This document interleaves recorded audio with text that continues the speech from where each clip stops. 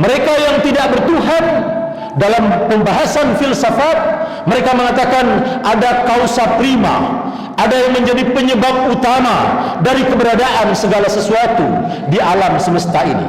Tapi bagi kita yang meyakini yang disebut oleh mereka sebagai causa prima, penyebab dari segala sebab, adalah Allah Subhanahu wa ta'ala.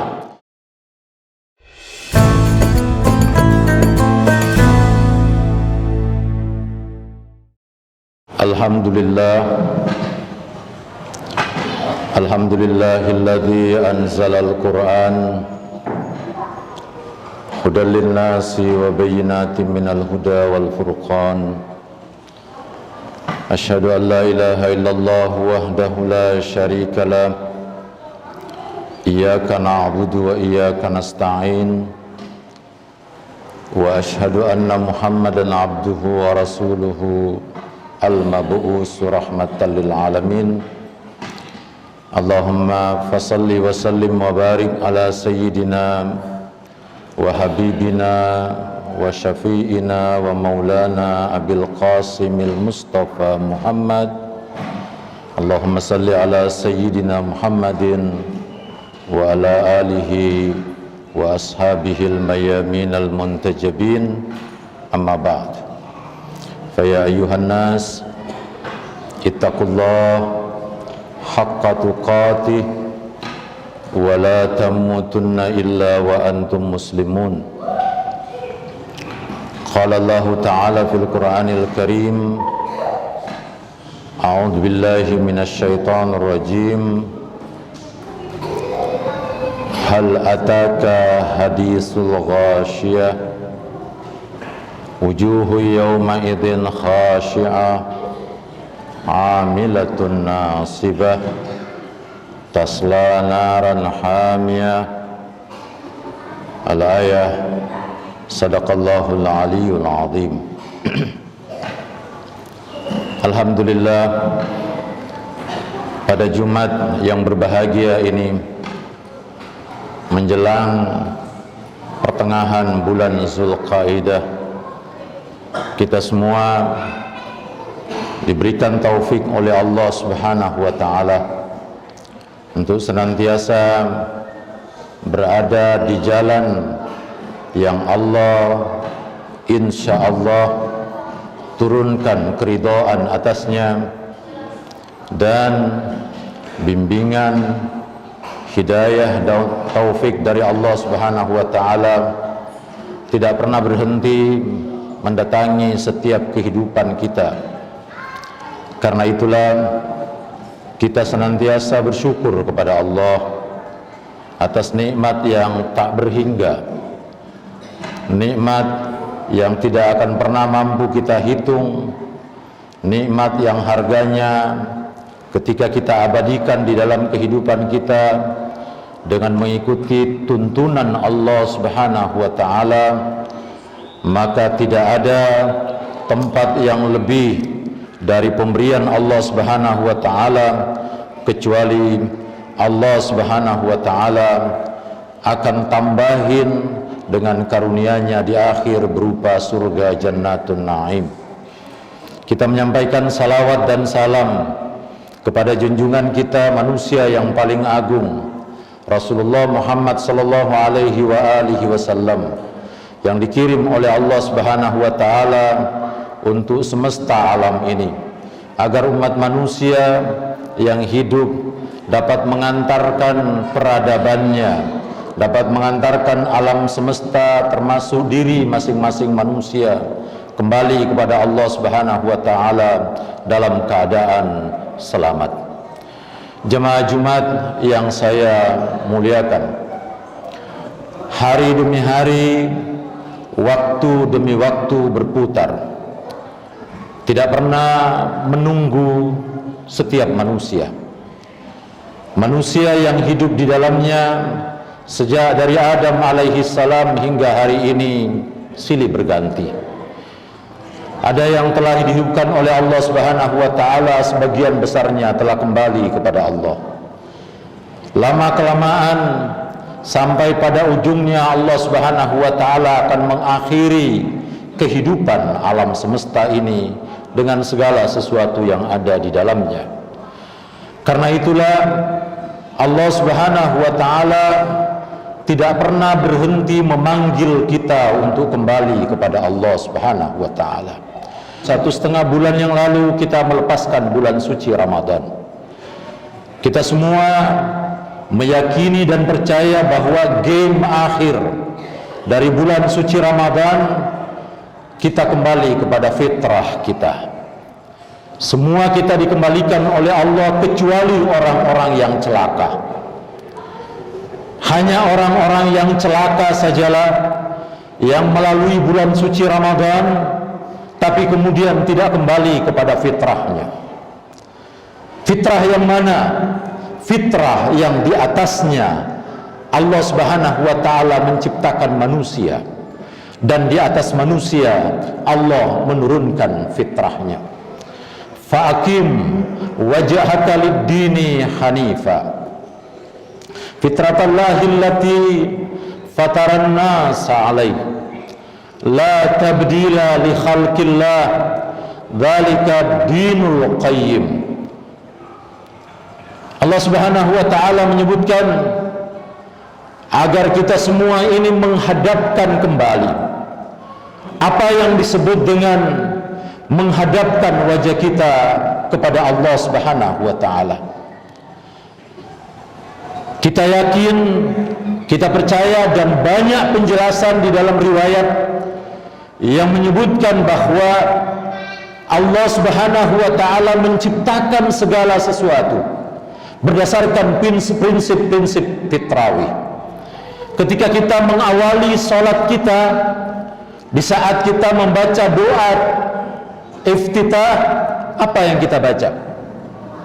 Inni wajjahtu wajhiya lilladzi fatara samawati wal ard. Allah Subhanahu wa taala menyebutkan dalam ayat ini di surah Al-An'am, dan kita baca dalam doa iftitah kita. Kita mengatakan, ya Allah, ini aku menghadapkan wajahku kepadamu yang atas segala sesuatu Engkau ciptakan apa yang ada di langit dan yang ada di bumi berdasarkan prinsip-prinsip fitrah. Fitrah adalah sebuah kesadaran yang bersifat inheren yang ada pada seluruh makhluk Allah Subhanahu wa taala, tak terkecuali manusia, yang mempercayai bahwa tidak ada satupun kuasa yang ada di alam semesta ini kecuali kuasa yang bernama Allah Subhanahu wa taala.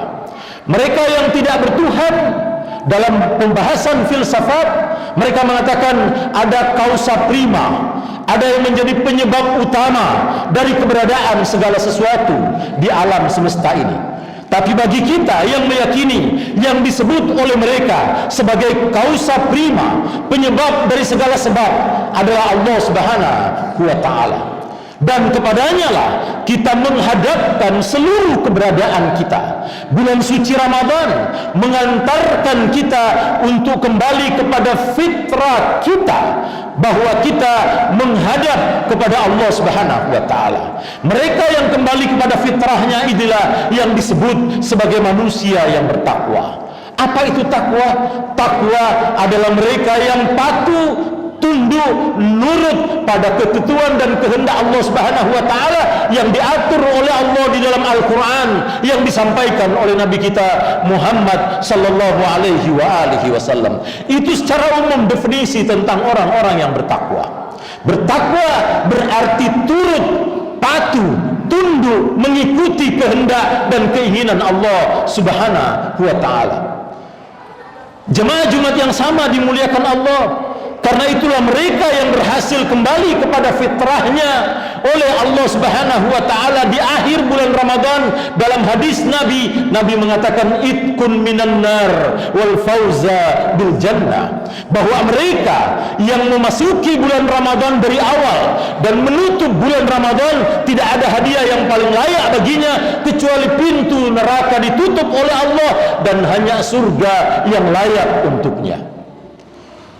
Jemaah Jumat, jika kita telah melalui seluruh proses ibadah yang ada di dalam bulan suci Ramadan, dan kita telah mendapatkan diri kita kembali sebagai manusia yang fitrawi, kembali menghadapkan posisi diri kita secara tepat di hadapan Allah Subhanahu wa taala, maka tugas kita paling tidak menghadapi bulan-bulan yang akan datang. Sebentar lagi kita akan memasuki Idul Kurban, bulan Zulhijjah, bulan di mana menurut Allah Subhanahu wa taala di dalam Al-Qur'an dari Nabi kita Muhammad sallallahu alaihi wasallam, Idul Kurban adalah pertanda kita menghentikan seluruh ego kita yang akan mendorong kita meninggalkan kehendak Allah Subhanahu wa taala.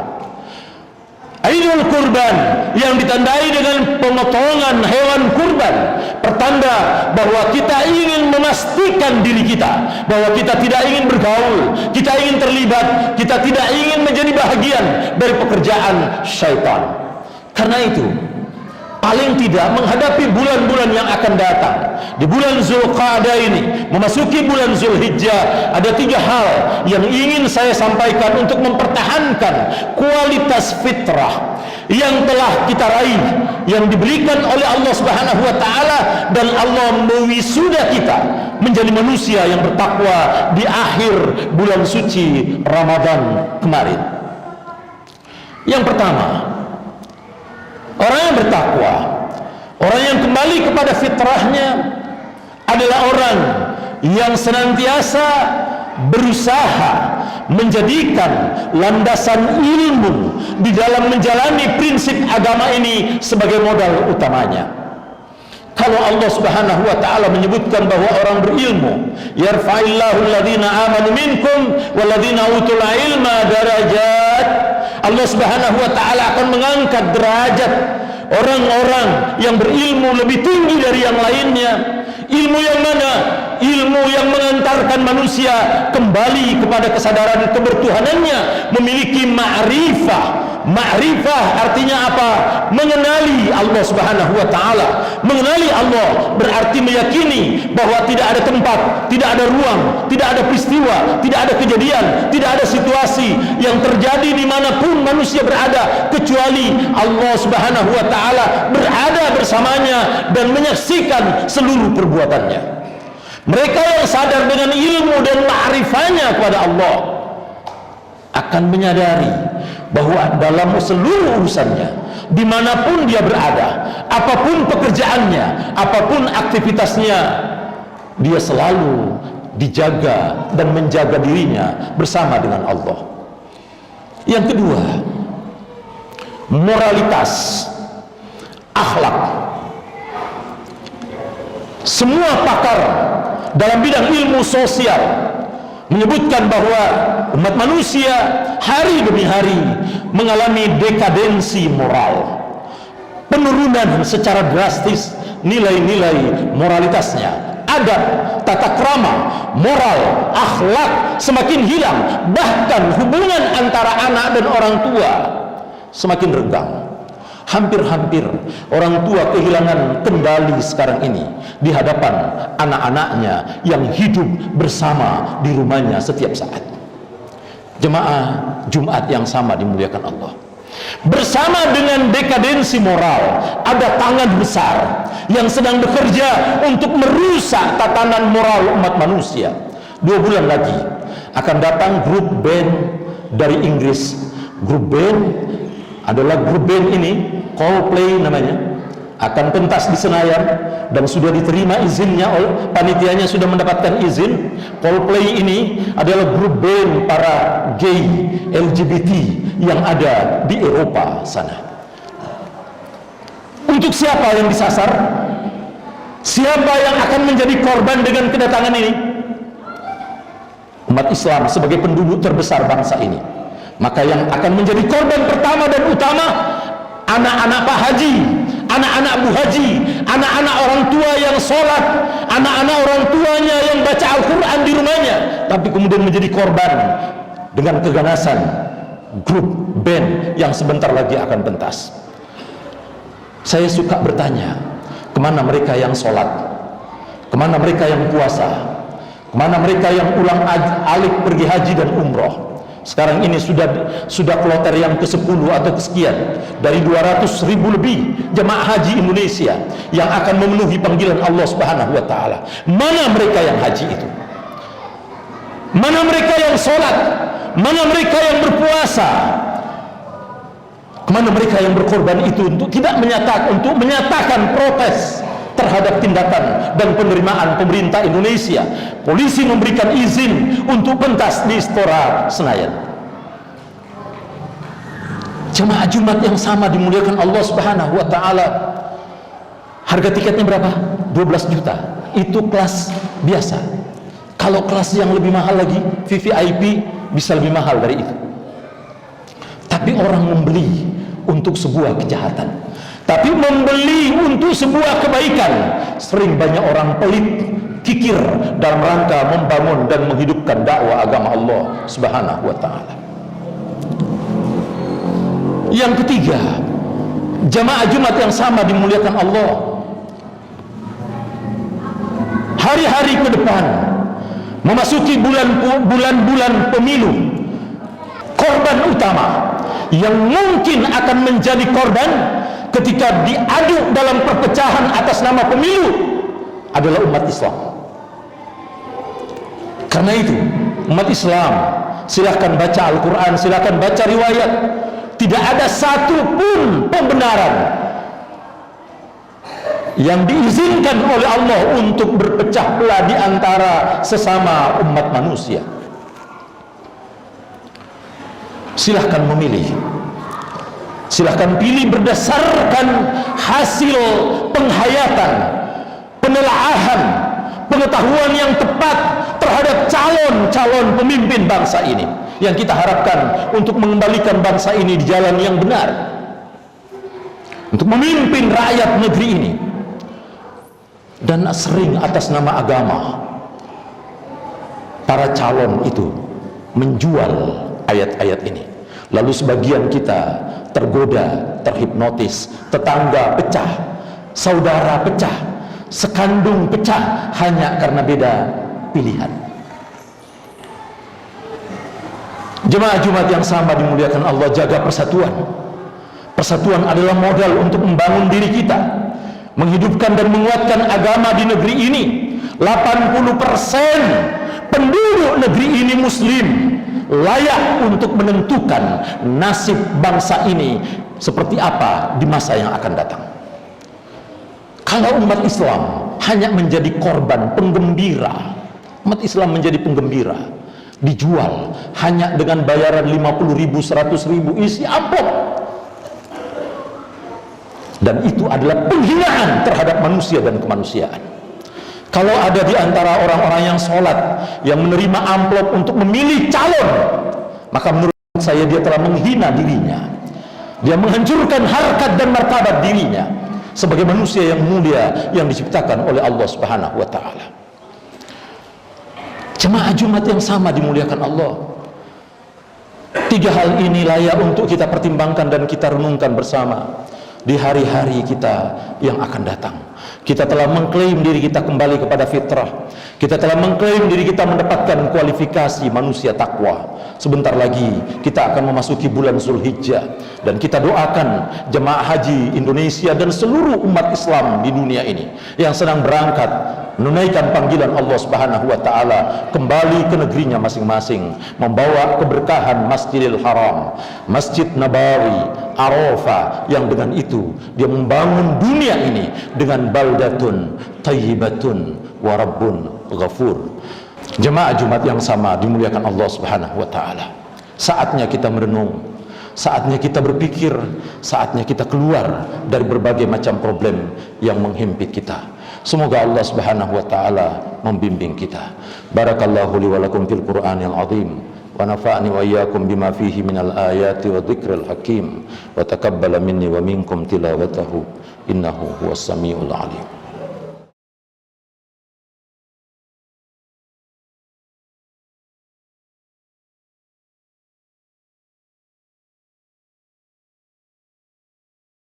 Alhamdulillah alladzi arsala rasulahu bil huda wa dinil haqq liyudhhirahu 'ala ad-dini kulli wa kafa billahi shahida. Asyhadu an la ilaha illallah wahdahu la syarika lah wa asyhadu anna Muhammadan abduhu wa rasuluh. Allahumma salli wa sallim wa barik ala sayyidina Muhammad wa ala alihi wa ashabihi ajma'in. Amma ba'd. Fa ya ayuhan nas ittaqullah Anallaha amarakum bi amrin bada'a fihi bi nafsihi wa sanna bi malaika wa ayyahal bil qudus. A'udzu billahi minasyaitonir rajim. Bismillahirrahmanirrahim. Innallaha wa malaikatahu yusholluna 'alan nabi. Ya ayyuhalladzina amanu shallu 'alaihi wa sallimu taslima.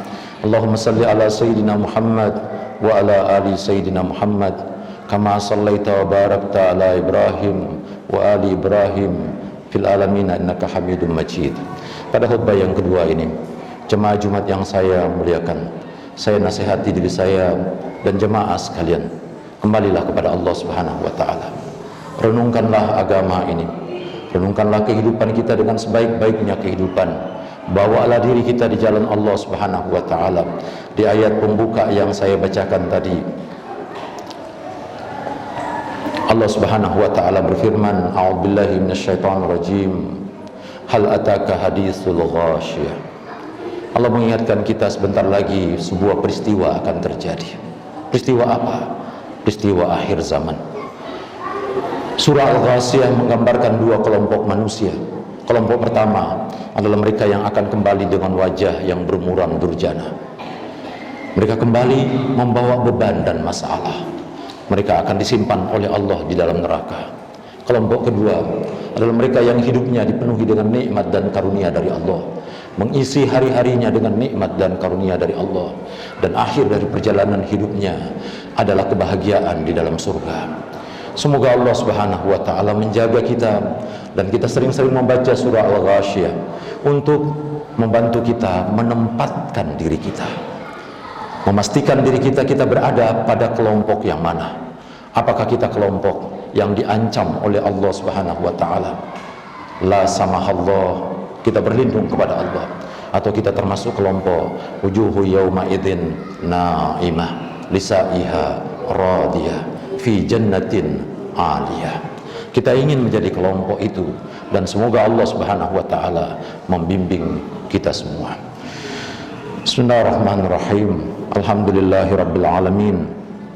Hamdan syakirin, hamdan na'imin, hamdan yuwafi wa yukafi mazidah.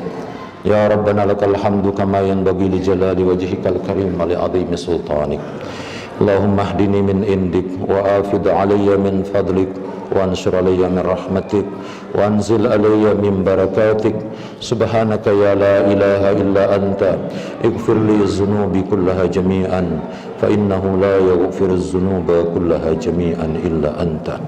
Allahumma arinal haqqa haqqan warzuqna ittiba'a wa arinal batila batila warzuqna ijtinabah. Allahumma rabbi ighfir lil mu'minina wal mu'minat wal muslimina wal muslimat al ahya'i minhum wal amwat. Allahumma ansuril mujahidina fi Palestin. Allahumma ansuril mujahidina fi Gaza. Ya Allah, menangkan para pejuang yang ada di Palestina, menangkan para pejuang pembela Masjidil Aqsa, hancurkan Zionis Israel dan negara-negara yang bekerja sama dengan Zionis Israel. Potong tangan-tangan mereka ya Allah. Bela kepentingan kaum muslimin ya Allah. Persatukan para ulama kami ya Allah. Rukunkan mereka ya Allah. Jangan di antara mereka ada yang muncul dan tampil menjadi pemecah belah umat. Allahumma ya Allah, masukkan ke dalam hati kami cinta dan kasih sayang terhadap sesama. Allahumma arinal haqqa haqqa warzuqna ittiba'a wa arinal batila batila warzuqna ijtinabah. Allahumma rabbi ighfir lil mu'minina wal mu'minat wal muslimina wal muslimat al ahya'i minhum wal amwat. Rabbana hab lana min azwajina wa dhurriyyatina qurrata a'yun waj'alna lil muttaqina imama. Rabbana atina fid dunya hasanah wa fil akhirati hasanah wa qina adzaban nar. Subhana rabbika rabbil izzati amma yasifun wa salamun alal mursalin walhamdulillahi rabbil alamin.